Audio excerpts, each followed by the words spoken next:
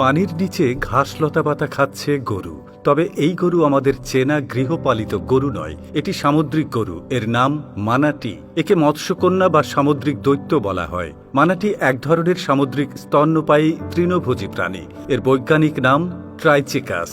সামুদ্রিক গরু খ্যাত এই প্রাণী অত্যন্ত নিরীহ। মানাটিকে বলা হয় নিরীহ দৈত্য।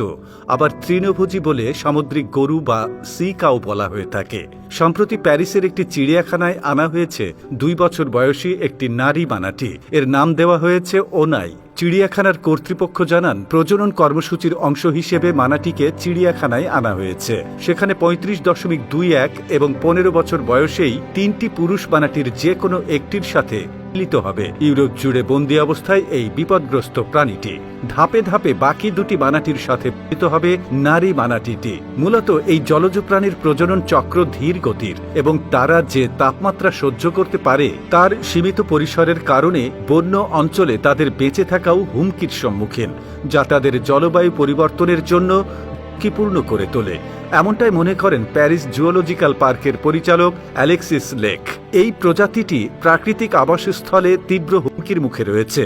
তাদের গর্ভধারণকাল 1 বছরের বেশি সময় ধরে স্থায়ী হয় এবং তারপর একটি দীর্ঘ স্তন্যকালের সময়কালে থাকে।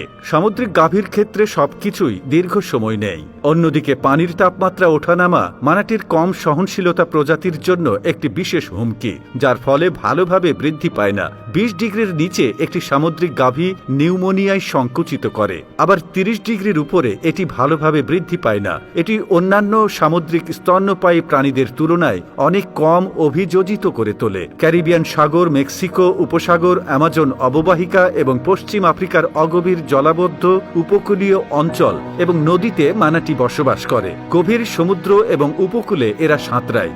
মানাটি সাধারণত ঘন্টায় 5 মাইল বেগে চলতে পারে। এদের গড় আয়ু 40 বছর।